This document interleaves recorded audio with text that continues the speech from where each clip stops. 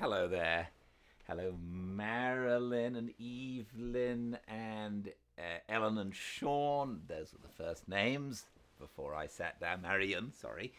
And welcome all to a fireside reading of today's part chapter of The Sun Also Rises. Now, a warning, it gets a little gory when the bulls are let into the bull ring, so you might have to block your ears for a moment, but it's over pretty quickly. We shall see. Let's push on and find out. Welcome to a fireside reading of The Sun Also Rises by Ernest Hemingway. Chapter 13, Part 2. The three of us walked on, past the ayuntamiento with the banners hung from the balcony, down past the market, and down past the steep street that led to the bridge across the Arga. There were many people walking to go and see the bulls, and carriages drove down the hill and across the bridge, the drivers, the horses, and the whips rising above the walking people in the street. Across the bridge, we turned up a road to the corrals. We passed a wine shop with a sign in the window, "Good wine, 30 centimes a litre." "That's where we'll go when funds get low," Brett said. The woman standing in the door of the wine shop looked at us as we passed. She called to someone in the house, and 3 girls came to the window and stared. They were staring at Brett. At the gate of the corrals, 2 men took tickets from the people that went in. We went in through the gate. There were trees inside and a low stone house. At the far end was the stone wall of the corrals, with apertures in the stone that were like loopholes running all along the face of each corral. A ladder led up to the top of the wall, and people were climbing up the ladder and spreading down to stand on the walls that separated the 2 corrals. As we came up the ladder, walking across the grass under the trees, we passed the big gray painted cages with the bulls in them. There was 1 bull in each traveling box. They had come by train from a bull breeding ranch in Castile, and had been unloaded off flat cars at the station and brought up here to be let out of their cages into the corrals. Each cage was stenciled with the name and the brand of the bull breeder. We climbed up and found a place on the wall looking down into the corral. The stone walls were whitewashed, and there was straw on the ground and wooden feed boxes and water troughs set up against the wall. "Look up there," I said. Beyond the river rose the plateau of the town. All along the old walls and ramparts, people were standing. The 3 lines of fortifications made 3 black lines of people. Above the walls there were heads in the windows of the houses. At the far end of the plateau, boys had climbed into the trees. "They must think something is going to happen," Brett said. "They want to see the bulls." Mike and Bill were on the other wall across the pit of the corral. They waved to us. People who had come late were standing behind us, pressing against us when other people crowded them. "Why don't they start?" Robert Cohen asked. A single mule was hitched to one of the cages and dragged it up against the gate in the corral wall. The men shoved and lifted it with crowbars into position against the gate. Men were standing on the wall, ready to pull up the gate of the corral, and then the gate of the cage. At the other end of the corral, a gate opened. The 2 steers came in, swaying their heads and trotting, their lean flanks swinging. They stood together at the far end, their heads toward the gate where the bull would enter. "They don't look happy," Brett said. The men on top of the wall leaned back and pulled up the door of the corral. Then they pulled up the door of the cage. I leaned way over the wall and tried to see into the cage. It was dark. Someone rapped on the cage with an iron bar. Inside, something seemed to explode. The bull, striking into the wood from side to side with his horns, made a great noise. Then I saw a dark muzzle and the shadow of horns, and then, with a clattering on the wood in the hollow box, the bull charged and came out into the corral, skidding with his forefeet in the straw as he stopped, his head up, the great hump of muscle on his neck swollen tight, his body muscles quivering as he looked up at the crowd on the stone walls. The two steers backed away against the wall, their heads sunken, their eyes watching the bull. The bull saw them and charged. A man shouted from behind one of the boxes and slapped his hat against the planks, and the bull, before he reached the steer, turned, gathered himself, and charged where the man had been, trying to reach him behind the planks with a half-dozen quick, searching drives with the right horn. "My God, isn't he beautiful?" Brett said. We were looking right down on him. "Look how he knows how to use his horns," I said. "He's got a left and a right, just like a boxer." "Not really." "You watch." "It goes too fast." "Wait, there'll be another one in a minute." They had backed up another cage into the entrance. In the far corner, a man, from behind one of the plank shelters, attracted the bull, and while the bull was facing away, the gate was pulled up and a second bull came out into the corral. He charged straight for the steers, and two men ran out from behind the planks and shouted to turn him. He did not change his direction, and the men shouted, "Ha! Ha! Toro!" and waved their arms. The two steers turned sideways to take the shock, and the bull drove into one of the steers. "Don't look," I said to Brett. She was watching, fascinated. "Fine," I said, "if it doesn't buck you." "I saw it," she said. "I saw him shift from his left to his right horn." "Damn good." The steer was down now, his neck stretched out, his head twisted. He lay the way he had fallen. Suddenly the bull left off and made for the other steer, which had been standing at the far end, his head swinging, watching it all. The steer ran awkwardly, and the bull caught him, hooked him lightly in the flank, and then turned away and looked up at the crowd on the walls, his crest of muscle rising.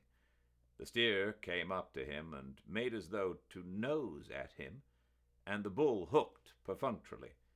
The next time he nosed at the steer, and then the next time he nosed at the steer, and then the two of them trotted over to the other bull. When the next bull came out, all three, the two bulls and the steer, stood together, their heads side by side, their horns against the newcomer. In a few minutes the steer picked the new bull up, quieted him down, and made him one of the herd. When the last two bulls had been unloaded, the herd were all together. The steer, who had been gored, had gotten to his feet and stood against the stone wall. None of the bulls came near him, and he did not attempt to join the herd. We climbed down from the wall with the crowd, and had a last look at the bulls through the loopholes in the wall of the corral. They were all quiet now, their heads down. We got a carriage outside and rode up to the cafe. Mike and Bill came in half an hour later. They had stopped on the way for several drinks. We were sitting in the cafe. "That's an extraordinary business," Brett said. "Will those last ones fight as well as the first?" "Robert Cohn," I asked. "They seemed to quiet down awfully fast." "They all know each other," I said. "They're only dangerous when they're alone, or only 2 or 3 of them together." "What do you mean, dangerous?" Bill said. "They all looked dangerous to me." "They only want to kill when they're alone. Of course, if you went in there, they'd probably detach one of them from the herd, and he'd be dangerous." "That's too complicated," Bill said. "Don't you ever detach me from the herd, Mike." "I say," Mike said, "they were fine bulls, weren't they? Did you see their horns?" "Did I not?" said Brett. "I had no idea what they were like." "Did you see the one hit that steer?" Mike asked. "That was extraordinary." "It's no life being a steer," Robert Cohen said. "Don't you think so?" Mike said. "I would have thought you'd loved being a steer, Robert." "What do you mean, Mike?" "They lead such a quiet life. They never say anything, and they're always hanging about so." We were embarrassed. Bill laughed. Robert Cohen was angry. Mike went on talking. "I should think you'd love it. You'd never have to say a word. Come on, Robert, do say something. Don't just sit there." "I said something, Mike, don't you remember, about the steers?" "Oh, say something more. Say something funny. Can't you see we're all having a good time here?" "Come off it, Michael, you're drunk," Brett said. "I'm not drunk, I'm quite serious. Is Robert Cohen going to follow Brett around like a steer all the time?" "Shut up, Michael. Try and show a little breeding." "Breeding be damned. Who has any breeding anyway except the bulls? Aren't the bulls lovely? Don't you like them, Bill? Why don't you say something, Robert? Don't sit there looking like a bloody funeral. What if Brett did sleep with you? She slept with lots of better people than you." "Shut up," Cohen said. He stood up. "Shut up, Mike." "Oh, don't stand up and act as though you were going to hit me. That won't make any difference to me. Tell me, Robert, why do you follow Brett around like a poor bloody steer? Don't you know you're not wanted? I know when I'm not wanted. Why don't you know when you're not wanted? You came down to San Sebastian, where you weren't wanted, and followed Brett around like a bloody steer. Do you think that's right?" "Shut up. You're drunk." "Perhaps I am drunk. Why aren't you drunk? Why don't you ever get drunk, Robert? You know you didn't have a good time at San Sebastian because none of our friends would invite you on any of the parties. You can't blame them hardly, can you? I asked them to. They wouldn't do it. You can't blame them now, can you? Now, answer me. Can you blame them?" "Go to hell, Mike." "I can't blame them. Can you blame them? Why do you follow Brett around? Haven't you any manners? How do you think it makes me feel?" "You're a splendid one to talk about manners," Brett said. "You've such lovely manners." "Come on, Robert," Bill said. "What do you follow her around for?" Bill stood up and took hold of Cohen. "Don't go," Mike said. "Robert Cohen's going to buy a drink." Bill went off with Cohen. Cohen's face was sallow. Mike went on talking. I sat and listened for a while. Brett looked disgusted. "I say, Michael, you might not be such a bloody ass," she interrupted. "I'm not saying he's not right, you know." She turned to me. The emotion left Mike's voice. We were all friends together. "I'm not so damn drunk as I sounded," he said. "I know you're not," Brett said. "We're none of us sober," I said. "I didn't say anything I didn't mean." "But you put it so badly," Brett laughed. "He was an ass, though. He came down to San Sebastian where he damn well wasn't wanted. He hung around Brett and just looked at her. It made me damned well sick." "He didn't behave very badly," Brett said. Mark you, Brett's had affairs with men before. She tells me everything about it. She gave me this chap Cohn's letters to read. I wouldn't read them. Damned noble of you. No, listen, Jake, Brett's gone off with men, but they weren't ever Jewish, and they didn't come and hang about afterward. Damned good chaps, Brett said. It's all rot to talk about it. Michael and I understand each other. She gave me Robert Cohen's letters. I wouldn't read them. You wouldn't read any letters, darling. You wouldn't read mine. I can't read letters, Mike said. Funny, isn't it? You can't read anything. No, you're wrong there. I read quite a bit. I read when I'm at home. You'll be writing next, Brett said. Come on, Michael, do buck up. You've got to go through with this thing now. He's here. Don't spoil the fiesta. Well, let him behave then. He'll behave. I'll tell him.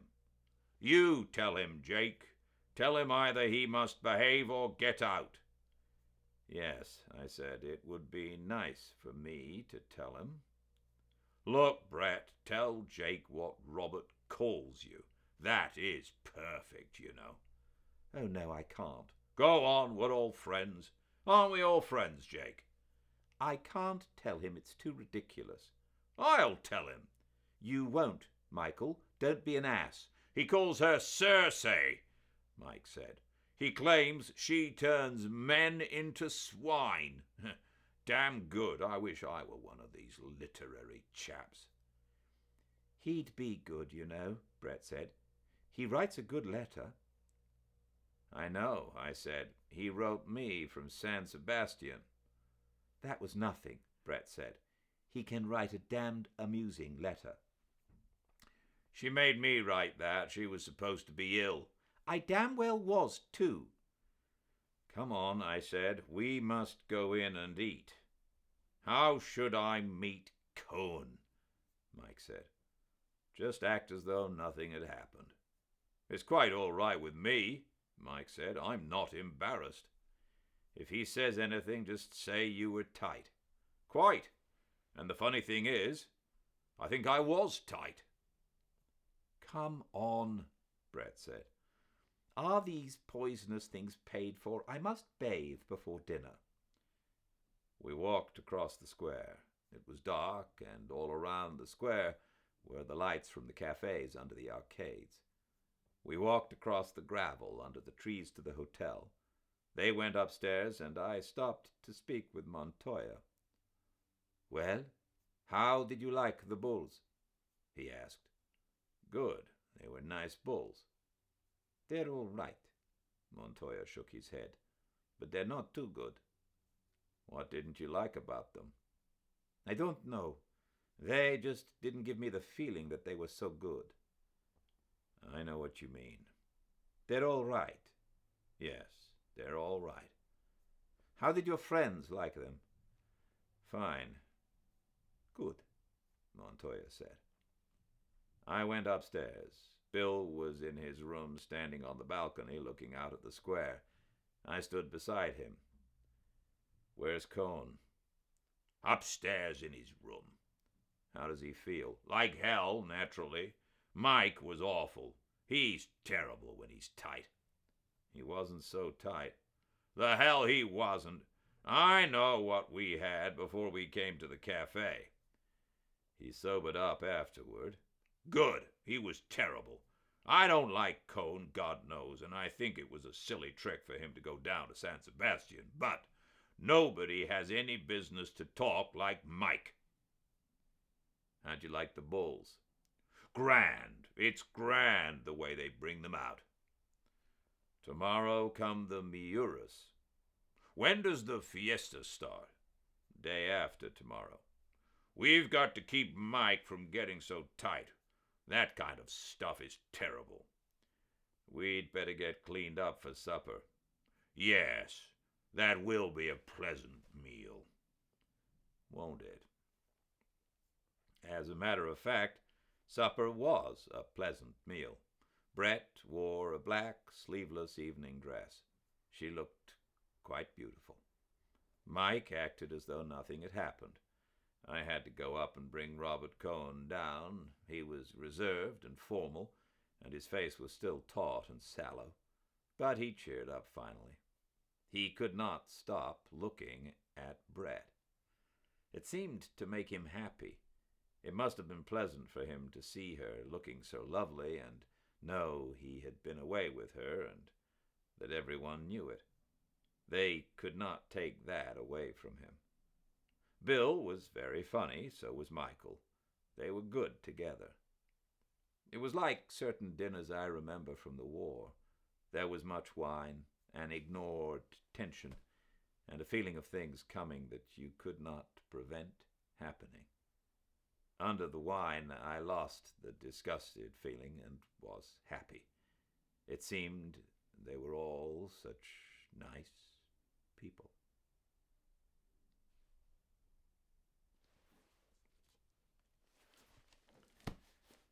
Thank you all for joining me. We'll be reading tomorrow. We won't be reading on Wednesday. Wednesday, no reading, but we will resume on Thursday. All right. Until I see you all again, I do hope you all stay very, very well.